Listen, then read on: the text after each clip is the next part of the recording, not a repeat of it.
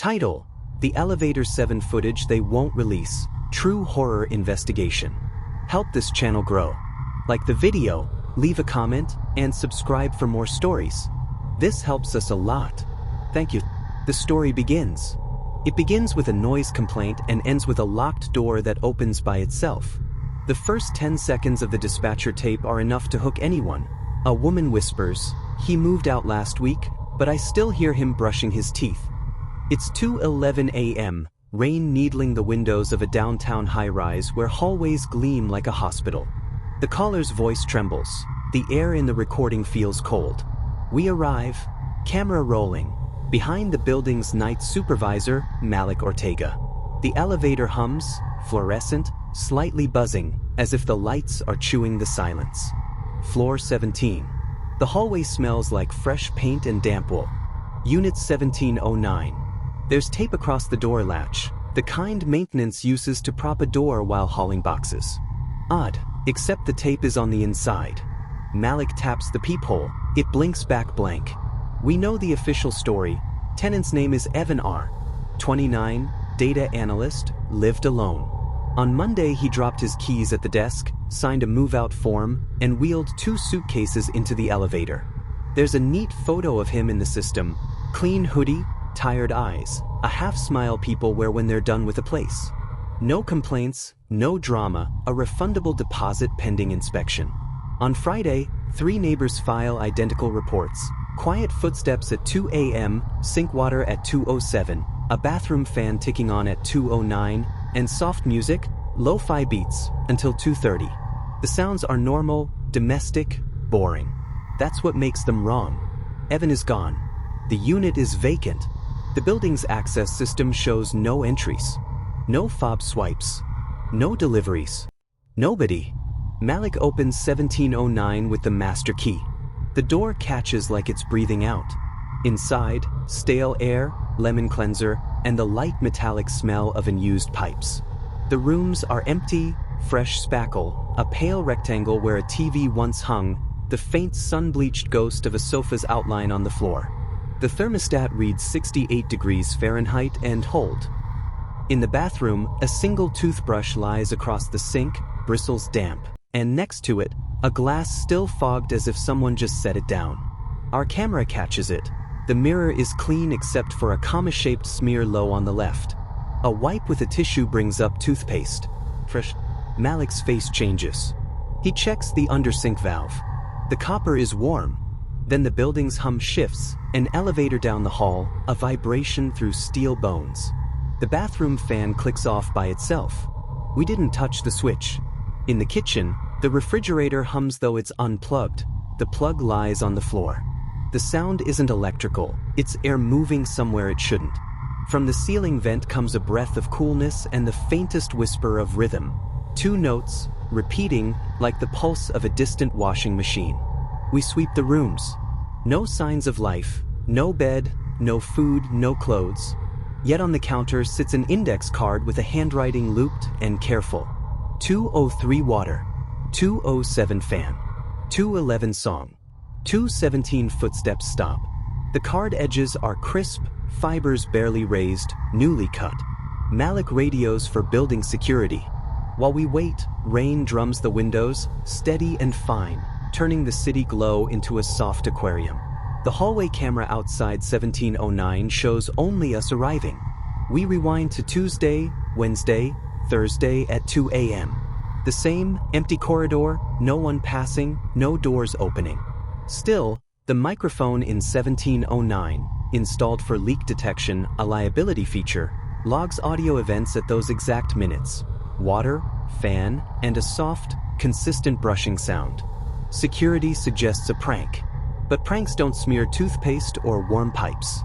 And pranks don't explain the elevator log. At 2:01 a.m. on 3 consecutive nights, elevator 7 stops at floor 17 with no button press registered and 0 weight change on the load sensor. It opens, waits, closes, and descends empty. We set a small infrared trap camera in the hallway, angled at 1709's door. Inside the unit, we place a second camera facing the bathroom. The night crew jokes they'll finally catch a ghost. Nobody laughs. At 1:59 a.m., the building is a quiet lum. The rain fades to a hiss. Our external monitor shows Elevator 7's car creeping up, lights thin and far away. At 2 a.m., the car doors bloom open to the empty hall. At 2:03, the pipe knocks. Inside 1709, the bathroom faucet twists a fraction and runs. No hand in frame. The toothbrush quivers. The fan switch clicks up, and air whirs through the vent. A phone buzzes on the counter we didn't see before, screen lit with a lock screen photo of the same pale rectangle on the wall. It vibrates to a calendar alert: brush, rinse, sleep. The name on the phone: Evan's iPhone. Malik whispers, "No way." The door, which we left ajar, eases closed until the latch kisses the strike plate and seals with a soft, absolute click. No one is inside. The next day, we turn the investigation into a grid of facts. The building's back end sends us raw logs, fob entries, elevator events, utility spikes. From Monday forward, after Evan moved out, his fob never touches a reader. His forwarding address checks out. The leasing office mailed his deposit statement. Yet, at 2:01 a.m., Elevator 7 keeps stopping on 17, and a water usage bump hits the stack that includes 1709 for exactly 4 minutes. In the stairwell nearest Evan's old door, a motion sensor blinks to life at 2:05 and dies at 2:06 with nobody captured by the adjacent camera. We interview neighbors. The woman who called the complaint, Elisa, opens her door an anxious inch. She's in a moth-gray cardigan, eyes hollow from nights of waking to the fan. She says Evan was ordinary, ran headphones, nodded a hello, never hosted friends. He had routines, she whispers. Brush at 2, shower at 7, blender at 7:20. I know it because I work nights. It was like living next to a metronome. When he moved, the silence felt like a vacuum. Then the metronome started again. We filmed the path from the lobby to 1709, one continuous shot. The elevator's camera stares back like an indifferent eye. Elevator 7 is older than the others, a modernized cab on a vintage shaft. The maintenance log mentions phantom calls, cars stopping on floors with no button pressed, sometimes triggered by moisture. The building is dry. In Evan's tenant file, there's one maintenance ticket: bathroom fan runs by itself, submitted 3 months prior, closed with a note, auto timer tied to humidity sensor. Working as designed. The sensor is in the vent. It sees what's exhaled. We get permission to pull footage from the garage cameras for Evan's move-out day. There he is, wrestling 2 suitcases into a rideshare. He looks back at the building once, not wistful, measuring it, like drawing a line he plans to step over and never recross. The driver's taillights wet the asphalt and vanish. At 1:50 a.m. that night, our hallway camera is live. The frame holds, door 1707, door 1709. Exit sign glows red. The air looks still but swims slightly because the lens is wide. At 2 o'clock, elevator 7 opens. No one. At 2:03, the bathroom faucet in 1709 starts again. We've overlaid a contact sensor on the door, no change. The water stops at 2:05. The fan starts at 2:07. At 2:11, a song slips into the air from nowhere. Lo-fi, the kind Evan liked, the kind that sounds like rain made into a rhythm. We go inside 1709 with a licensed inspector. He pops the vent grill. Behind it, a rectangle of clean duct, then darkness. He slides a camera probe in. The image returns sheet metal seams, a long throat of air, and then, just as the probe scratches forward, a flash of something textured like fabric, pale, grazing the lens, gone. A draft sighs past us, smelling faintly like mint toothpaste. Old buildings hide old routes, the inspector mutters, and shows us a blueprint. Before the luxury conversion, this was a hospital annex. The old drawings label the 17th floor corridor as Wing E, and behind 1709's bathroom sits an abandoned service chase, space for cables, vents, and something named transfer shaft B that plunges behind a column of units to the loading dock. We ride elevator 7 to B2 where the shaft supposedly ends. The concrete down here holds its cold like a grudge. A metal door, paint blistered, padlock new, bears a small plaque, "Im access." The building manager says it's sealed. He doesn't have the key. His boss does. His boss is asleep. At 2:01 a.m. our phones buzz. Elevator 7 has stopped at 17 again. We run numbers. Occupancy sensor reports 0 kilograms. Door dwell time, 9 seconds. The event tags as hall call, even though no button lit. We call Elisa and ask her to hold the phone to her wall. On speaker, we hear it, the brush, the tick of the fan, the watery gargle of a drain. Then something new, the faint shuffle of footsteps moving from tile to carpet, stopping a measured distance from the door, and breathing. Slow, even, patient. We send a Freedom of Information request for any 911 calls previously made from the building. 2 years ago, different tenant, same stack, unit 1509, noise at 2 a.m., water when nobody's home. The tenant wrote, "It's like the apartment remembers me." She moved out. No follow-up. That evening, we stage a controlled test. Inside 1709, we set a metronome to beat at exactly 2 a.m. We plant a Bluetooth speaker, disconnected from everything. We dust the vent edges with fluorescent powder you can see under UV. We chalk a hairline across the bathroom faucet handle. We lock the door and pull it tight. We tape the latch from the outside so no one can close it without tearing the tape. At 1:59 a.m., the metronome clicks. The hallway camera shows our tape fluttering with the HVAC. At 2 o'clock, elevator 7 opens. The metronome's click slows as if the room is swallowing sound. At 2:03, the faucet turns, chalk line broken, and water runs. The fluorescent dust on the vent swirls like pollen shaken by a breath. The fan ticks on. At 2:11, the Bluetooth speaker, unpaired, emits a bar of lo-fi music we didn't cue. Our tape over the latch trembles. Then, the door pulls itself gently shut. The tape stretches, threads white, doesn't tear. The latch seats anyway. In the microphone spectrogram we later review, a low frequency rises between the water and the fan. It isn't plumbing. It's a voice, subaudible, speaking at the pace of brushing. When boosted, it becomes syllables. Not words. A rhythm. As if someone is rehearsing breath. By now the story is an investigation about absence. A person who left and a routine that didn't. We finally get the master key to the padlock on EM access. The manager watches as we cut the seal. The door groans. Cold air folds over our ankles.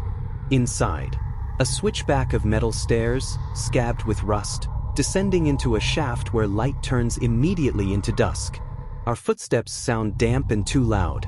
The air carries the scent of dust, old disinfectant, and toothpaste mint that shouldn't be here. At the first landing, we find a wall box with a faded stencil, Transfer B. Within, a duct damper sits half-closed. A strip of painter's tape holds a handwritten note. "Do not close, humidity control." The signature, Ortega Malik. He frowns. "That's not mine."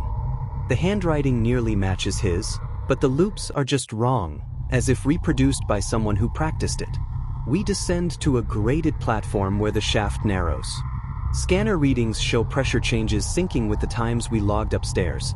A pulse at 2:03, a steady draw at 2:07, another at 2:11. Behind a bolted panel, we hear a gentle, monotonous scrape that stops when we take a breath and resumes when we exhale, as if learning from us. We unbolt the panel.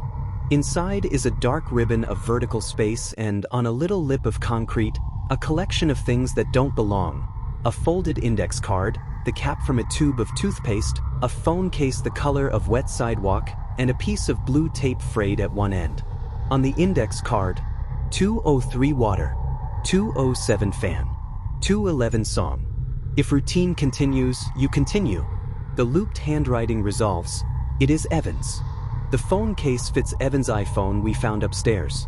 The phone itself sits on the counter, evidence-bagged, its screen time report showing no human unlock since Monday, yet activity at 2:11 nightly, a music app playing a saved offline track titled Brush/Sleep. The playback only begins after a Bluetooth handshake with a device labeled Evan's bathroom. No device by that name exists in the hardware list for 1709. We push deeper along the shaft's catwalk to a junction where 3 ducts open like mouths. Down one, our IR camera shows heat signatures that ripple, not like an animal, not like a machine, but like a draft that remembers being warm. Every 7 seconds the warmth pulses, and with it a very soft sound. Paper against metal, fabric moved carefully. The microphone hears breath again, aligned to our own. Hospitals leave behind habituations. Routine machines that do things at fixed times, rooms that cue actions automatically. We pull old records. This annex once housed a behavior lab, nothing sinister, at least officially. The lab studied compliance and recovery, how to rebuild a daily routine after trauma using environmental prompts. Timed lights, timed sounds, timed airflow. The system learned your habits and then rehearsed them back to you. A schedule that would play until you resumed the role of yourself. The conversion preserved more than concrete. It preserved the trainer, a network hidden in vents and shafts, a set of timers and passive sensors waiting for a body to move, a fan to fog, a mirror to cloud. A thing that only knows you by your routine. What did it do when Evan left? It kept the role alive. It summoned the elevator at the hour he always came home from late shifts. It pulled air through 1709 like lungs. It vibrated the speaker with his song. It moistened the brush with recondensed air, mints cycling through copper. It coaxed someone, anyone, who heard the pattern to step back into it. We reach the lowest landing, where the shaft opens to the loading dock. There's a narrow door, flush, unmarked, leading to a pocket room. Inside we find a cot, thin blanket, and a stack of index cards. Each card is dated for the 4 nights since Evan moved out. The notes track exactly what we heard. Water 203, fan 207, song 211. Elevator arrives empty. Wait 9 seconds. Do not be seen. The final card is blank except for a question. What happens if no one continues? On the cot's metal frame, something catches the light. A key fob. We bag it. Later, in the lab, it pings the building system as Evan's fob, the one he turned in. Either he took it back, or the system never truly let it go. We returned to 17091 one last time. At 1:58 a.m., the apartment feels tighter, as if the walls have leaned closer to here. We place the fob on the counter and step into the hallway, leaving the door wide. The corridor smells like rain and lemon cleanser. Elevator 7 opens at 2 o'clock. Nothing enters. At 2:03, the bathroom water starts. At 2:07, the fan. At 2:11, the lo-fi melody trembles to life. Then, without footsteps, the apartment door begins to close. No hands. The tape we've placed across the latch strains, threads, holds. The door keeps coming anyway, the hinge sighing like a very old person laying down to sleep. The latch kisses home. The deadbolt turns. From inside, the metronome we forgot to remove clicks twice and falls silent. Our hallway camera shows only a closed door, quiet as a sealed envelope. We play back the apartment mic later and hear something new between the water and the fan. A second breath, slightly out of sync with the first. Not echo, call and response. When analyzed, the waveforms line up with another recording we didn't expect. The audio from our first night in 1709, when Malik whispered, "No way." The pattern learned us. We never find Evan. His bank account sits inert. His deposit check is uncashed. The city shrugs. Adults can disappear if they choose. The building repairs its myths. New paint, new tenants, new rules about after-hours access. Elevator 7 still pauses at 17 at 2 a.m., sometimes. Maintenance calls it a glitch. Tenants call it nothing. Elisa moved. She sent one message before changing numbers. The new place has a bathroom fan that runs at 2:07. Please tell me that's normal. We can't tell her that. There's an unresolved note under everything now, not that a ghost got in, but that a routine did. The part of life that keeps going after you stop. The schedule, the hum, the habits that make your apartment remember you, might want a body to continue. Anyone's. Maybe that's how the city fills its empty spaces. With us, rehearsed. If you thought this story was terrifying, wait until you hear what happened in the next one. Subscribe before it drops.